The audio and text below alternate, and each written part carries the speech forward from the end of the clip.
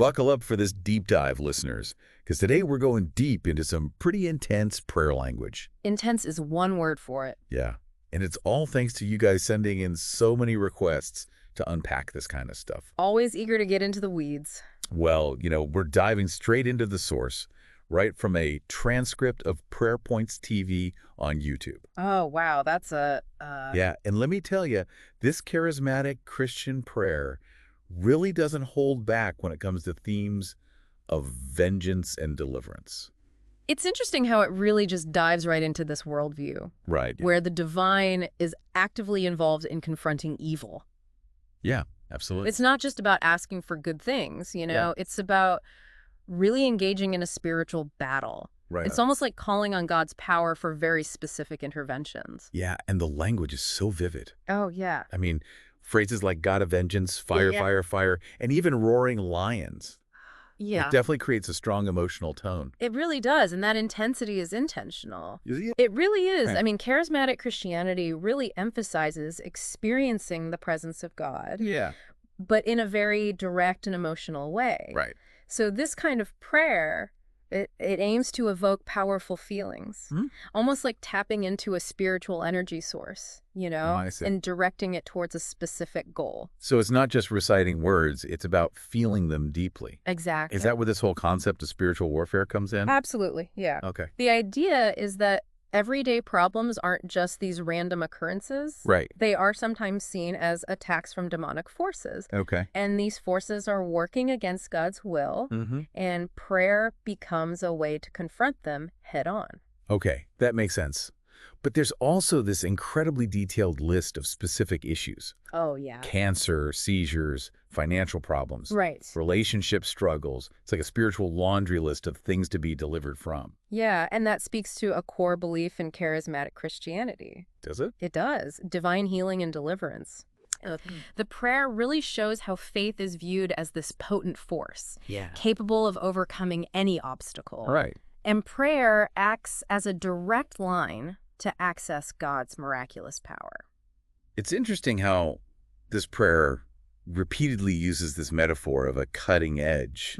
What's the significance of that image? It's such a potent image. Is it? Yeah, it represents spiritual sharpness, the ability to cut through obstacles Yeah. and achieve victory in the spiritual battle. Right. It emphasizes having a faith that is effective and can bring about real change. So it's like a call to sharpen your faith, Exactly. to make it a more powerful force in this ongoing spiritual conflict. Yeah. But wouldn't that constant focus on battling evil lead to a sense of anxiety and fear? It could. I mean, does this prayer promote a healthy relationship with God? Well, that's a thought-provoking question, isn't it? It is. Yeah. Okay.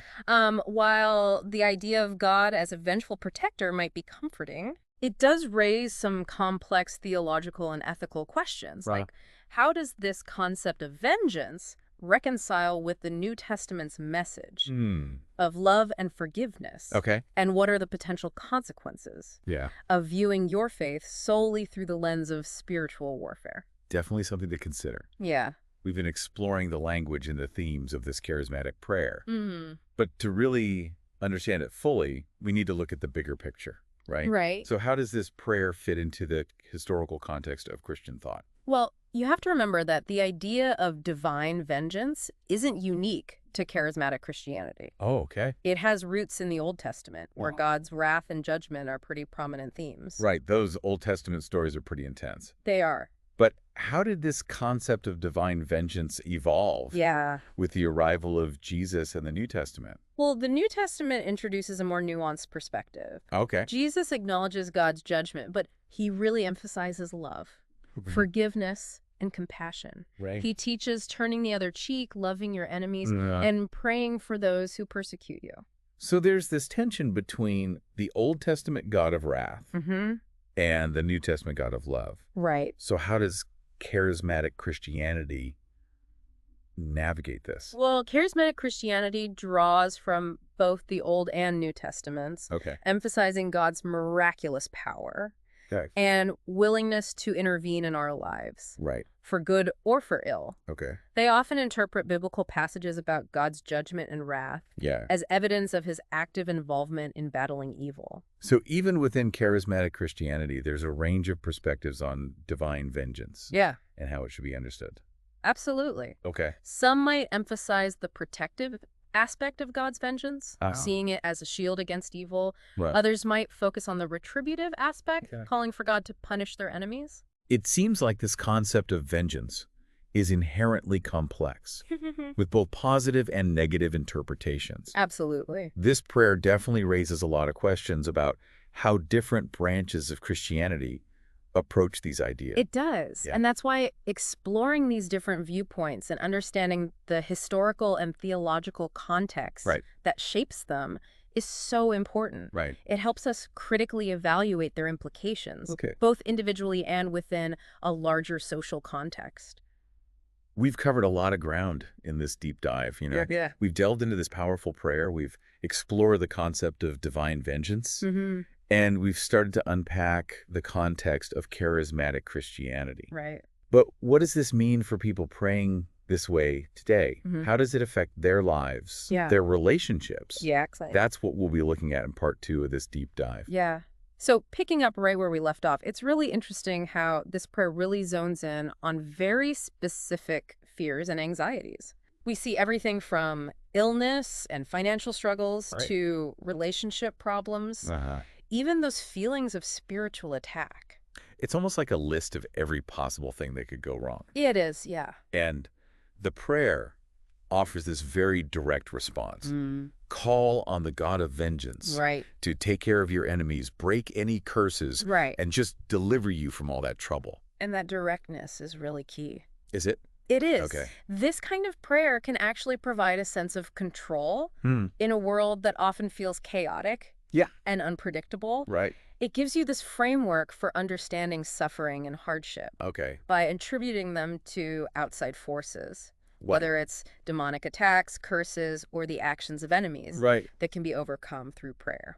So it's a way to make sense of bad things happening, to feel like you're not just a victim, Exactly. but an active participant in this spiritual battle. Exactly. It empowers the individual to fight back, you Yeah. know, to reclaim their agency Yeah. and believe they can influence events through prayer. Okay. This can be incredibly appealing, I bet. especially for people who feel marginalized, Yeah. powerless, or overwhelmed by life's challenges. It sounds like a spiritual call to action. It is, yeah. Like a way to reclaim your power Mm, and push back against whatever's holding you down. exactly. But isn't there a danger in attributing everything bad that happens to demonic forces? There is. I mean, could that lead to paranoia Mm-hmm. and blaming others Yeah. instead of taking responsibility for your own actions? Well, that's a crucial point. Okay. While this worldview can offer comfort and strength, Yeah. it can also lead to suspicion, Okay. fear, Right. and a black and white view of the world. Right. Us versus them, good versus evil. Yeah. This can strain relationships, Sure. create division within communities, Yeah. and make it difficult to engage in constructive dialogue Right. with those who hold different beliefs. Yeah. It's a good reminder that even the most well-intentioned beliefs